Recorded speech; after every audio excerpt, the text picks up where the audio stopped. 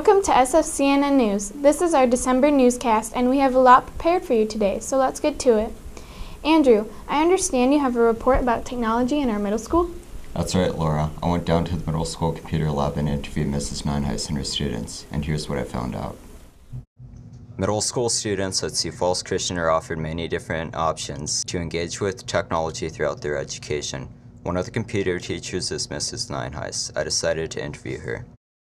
I think the primary goal is just to help the students learn all these Web 2.0 tools, but also I want them to teach them to others. So I'm hoping that as they show their projects, teachers will start using some of these tools more too. Well, we really teach in a digital age now, and to prepare our kids for their future and for college and high school even, I really think it's important that they learn how to do more than just keyboarding and typing. So I'm hoping that by using their imagination and creativity and using these tools that they'll have a lot of those skills already down. The best part is when I watch them help each other. I really believe strongly in peer mentoring, and when I look around the room and see that one has caught on to a tool easily and then they walk around and help others, and then it makes them all excited to learn it. So I love to see the peer mentoring. I like Prezi and PowerPoint just because they're simple and easy.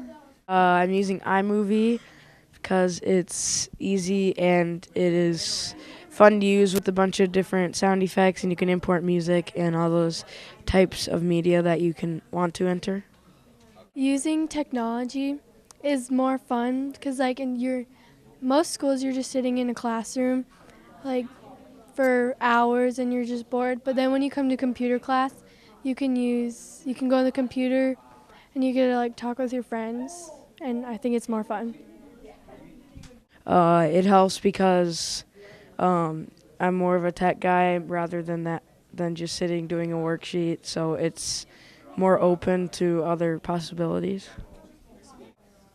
If I'm at work and they ask me to do a big presentation on why we should do this, you can use those skills, and the knowledge you already have from them in middle school will help you, so you don't have to completely relearn how to do it. College and be an engineer or something, it can help it with my job. Whenever I get whatever job I have, technology will probably be used. I'm Andrew Jorgensen, and this is SSCNN. Thanks, Andrew, for that story. Well, the middle school has been busy learning about computer technology, and Nick is here to tell us about another kind of technology that the middle school is trying out. That's right, Laura. The middle school has been taking lessons and learning how to play the guitar and have been having lots of fun doing it. Here's what we found out. This year in middle school music appreciation class, students had a great opportunity to try something new. Troy Koima came and taught these students how to play guitars. I caught up with him to get the scoop. Originally, my brother, Mr. Koima, came to me and asked if I'd be interested in helping with a music appreciation class. They had had a recent donation to the school of a lot of guitars, entry-level guitars, that they wanted to get more students hands-on in creating music. And so he asked if I would help with the guitar class, that portion of it, since I had been playing for a few years. Being that he was teaching middle schoolers, I asked Troy how he went about in his teaching style, as well as the difficulties of teaching. They have a lot of excitement, and some have some knowledge, and some have none. It's amazing, I think, if you just kind of not necessarily talk about it as much as just jump off the cliff or get out of the boat and try it, it seems to go a little better. So I'm a big proponent of just teaching them a few chords and let's start playing a song immediately as fast as we can, and that seems to generate a little more excitement as well. So the difficult part is being able to relate to what they're struggling with and be able to help correct. I then talked to one of the students to see what his experience was like. Yeah, it was really fun to try something else other than sitting in the classroom and having him teach us normal stuff. However, there were difficulties in learning how to play guitar as well. It was trying to remember all the chords on the strings and to get your fingers in the place of the strings. At the end of last week's section, that group of kids, by the end of it, we were able to all stand up and play through a whole song in rhythm without too many problems, and a few of them were even singing along with it. So that was just real cool. After 3 days, we had the group doing and performing a song, and they were singing along. So it's just the end product is the reward. Rock of my soul in the bosom of A7 coming. Rock of my soul in the bosom. That D, here it comes. Rock of my soul in the bosom. Here comes the A, quick one. Oh, back to the D. I'm Nick Renz, and this is SFCNN Student News. Now if we go back to our newsroom with Mr. Voss, he has a special update about Tweet SFC. Thanks, Laura. As you know, we've started something new here at Sioux Falls Christian. Actually, we didn't start it, but we've started using Twitter a lot more. Students are using it. Teachers are using it. We have just a few of those tweets to show you. Using the hashtag TweetSFC, a lot of students and teachers have been tweeting around school. Here's Miss Punt's class tweeting after an Operation Christmas Child project that they were doing. And this is Miss Algersma's class. They're very excited to hear about the outbreak of World War I, as you can see. And Mr. Vanderleest did a project in his leadership class, and here they are shopping for some supplies for that class. There's been other sorts of events that people are tweeting from, like the state volleyball tournament. Where the Chargers won the state championship. And general announcements like this from Brendan Rue, who's tweeting about an FCA meeting. And another live event we had was the Christmas band and choir concert, and they did a live painting at that concert. And there's been some funny tweets, too. I love this tweet here from Mr. Koyman, who has tweeted here about his haircut. He did a no-shave November deal, and just after that, he had a mustache Monday. So this is Mr. Koyma. And Maddie Todd does an awful lot of tweeting, and here she is comparing herself to Yoda in Mr. Schramm's room. And then finally, we have some inspirational tweets. This is a picture that was taken, I think, by Isaac Van Essen, and another one by Maddie Todd of the beautiful skies, the sunrises and sunsets that we see here at Sioux Falls Christian. And other people have been tweeting scripture passages. Here's one from Ryan Chase. And so, as you can see, we've got a lot of different types of tweets. If you are interested in tweeting, use the hashtag TweetSFC for an event or something that's going on in class to share with the rest of us, and we'll put them up around school. Back to you, Laura. We have had 2 special assemblies in the past week. The first was our very own Senator from South Dakota, John Thune. Mr. Thune was invited by Mr. Begeman and agreed to come to speak to the students. He spoke about pursuing his dreams, passions, and what is important in life. Mr. Thune also took some time to field questions from the students on everything from his hobbies to working in the Senate and dealing with issues like the fiscal cliff. After the General Assembly, Senator Thune stayed to speak and greet students. He also gave some extra time to Mr. Begeman's 8th grade history class. One of Mr. Thune's high school dreams was playing in the state basketball tournament. And speaking of basketball, we had one of the world's best basketball families in chapel last week. The Crevier family are known for their talent and skill with basketballs and other toys they brought. They spent about 45 minutes dazzling the high school and middle school students with their skills and tricks. Here's a highlight video of that chapel.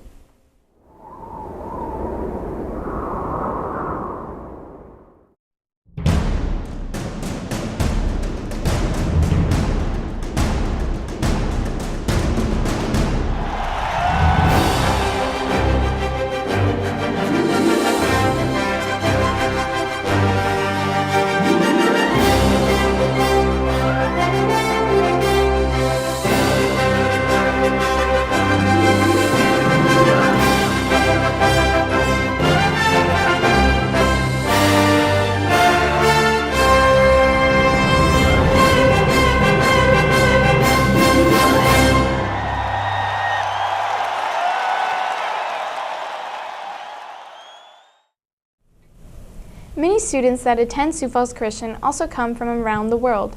This year, we have exchange students from China, Japan, Korea, Holland, Thailand, Germany, Norway, and many others. Our very own Kira Dimitri is here to tell us more about this important program at SFC. That is right. I had the amazing opportunity to interview different people that actually coordinate what we call the International Student Program, and here's my video that explains more. As an international student, it is important to know what my mission is here at Sioux Falls Christian. Being able to share my culture with other students, it's a true blessing. I would like to give you a better understanding of the international exchange program and how it functions here at Sioux Falls Christian. It starts with the person coordinating everything, Mrs. Wall. Having international students come in is a real benefit to our students so that they can learn about other cultures and that there's more to this world than just our little spot here in the Midwest. International students apply to Sioux Falls Christian through an organization or individually. Other requirements are also requested. All of our kids need to be in good academic standing at their current school in their own country. Then they also have to prove that they have high enough English scores on some English proficiency tests in order to come. Having exchange students here would not be possible without host families who open their home to international students. We're very grateful to them for the what they provide for our students. And most of them find out about hosting students from other families who have done it because we have such great kids that then their host families talk to other families and encourage them to get involved and host as well. We have found a few host families through either my contacting them directly or from the newsletter. Mrs. Tenepo, a host mom and learning center teacher, explains the positive impact that international students have.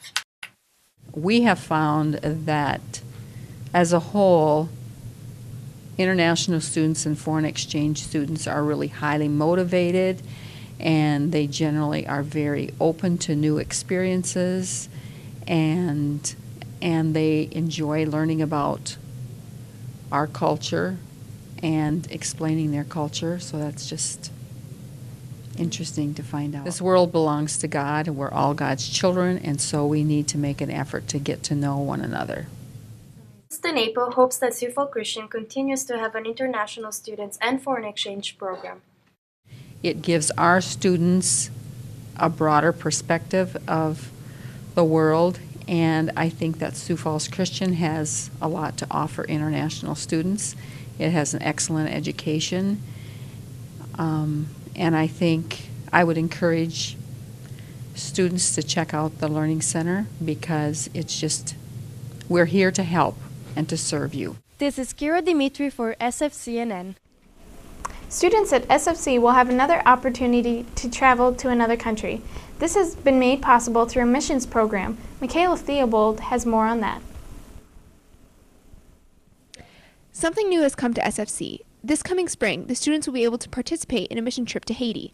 I caught up with some of the teachers to figure out how this all came about. We started meeting as a group of some Bible teachers. We met with Mr. Waldstra, Mr. Vanderleest, Mr. Chase, Mr. Van Nieuwenhuizen, and this was really a vision that Mr. Waldstra had, where he wanted to start using some mission opportunities to really work with our students and have them, really go out and be Christ's hands and feet, and go out into the world and really spread the good news. For the mission trip, the school is accepting 15 people, including chaperones. That could change if many apply.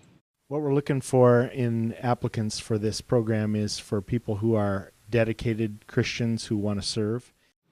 It's open to juniors and seniors, but the applicants are picked based on whether teachers think they can handle this responsibility. We'll be going along with Mission Haiti, and it's a great organization that sends a lot of groups to Haiti. An organization that puts troughs on roofs so that people can gather rainwater, because one of the issues in Haiti is not having good drinking water or water to wash with. It's around $1,200 to go on this great mission trip, but an amazing anonymous donor offered to pay about half of the cost to go.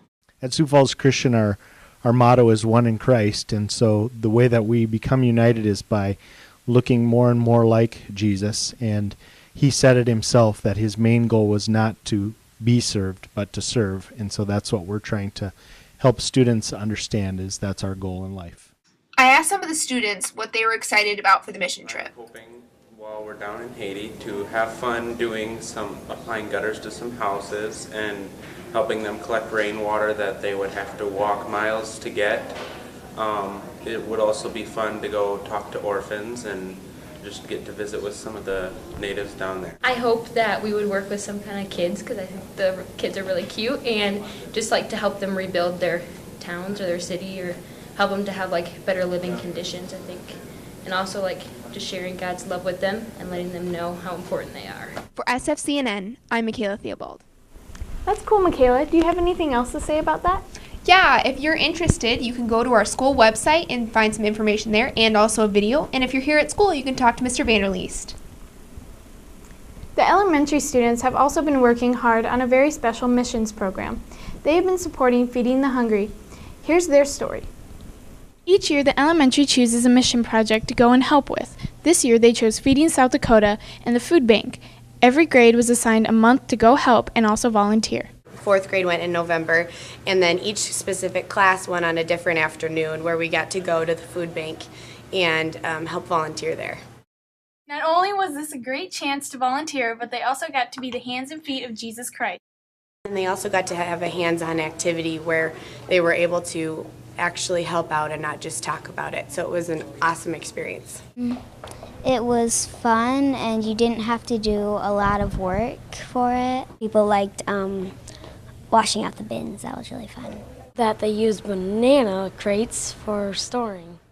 They were split into 3 different groups and could participate in a variety of jobs. One group was cleaning out different bins that they were using for food. Another group was working with dental products, and so they had to put the different dental hygiene products in different boxes to be shipped out. And my group that we were working with was organizing food by like food cans of food and other kinds of food by type. We had 3 groups. We one group packed, one group washed out bins, and one group shelved food. We helped pack stuff, and we washed out the food bins and put stuff on the shelves. The kids also learned many important things. We learned like what kind of stores gave them food and where they put them, and a lot about like when people went and shopped there and stuff like that. That some kids don't really get food every weekend. They only get it at school on lunchtime. There's a lot of kids around the Sioux Falls and South Dakota area who don't have enough food to eat. For SFCNN, this is Laura Hoyton. As many of you know, early this fall, one of our very own elementary teachers was struck by a car while crossing the street. Since that time, Mrs. Rohde has come a long way and has returned to SFC for teaching. Cami Garl brings the inspiring story of healing and God's grace. Tuesday, September 4, 2012 started off like any other normal day. Mrs. Rohde and her husband were walking home when they entered into the intersection of 57th and Cliff. We had the light, we were at the crosswalk with the symbol to go, and we entered the intersection, and I could see a large white car that was turning left into our lane and going way too fast. And I was petrified. And I thought, oh my goodness, there's traffic everywhere. I couldn't go anywhere fast enough. And I thought, that car is going to hit us, and I could die right here. Time almost seemed to stop for a moment, and I was indeed hit. The car missed my husband by about an inch, and so he, of course, was petrified to see me logged into the air and then falling to the ground. After she was hit, there were several people that were able to stop and help them. A policeman stopped, and after asking her several questions, he asked if she could walk. She was in so much pain, but knew that she would not be able to. Later that night, Mr. Covey received a call from her husband. Well, whenever you have a colleague that gets injured in an accident, you're concerned for their health. I was worried about her. I was worried that the injuries were serious, and I was hoping and praying that they weren't.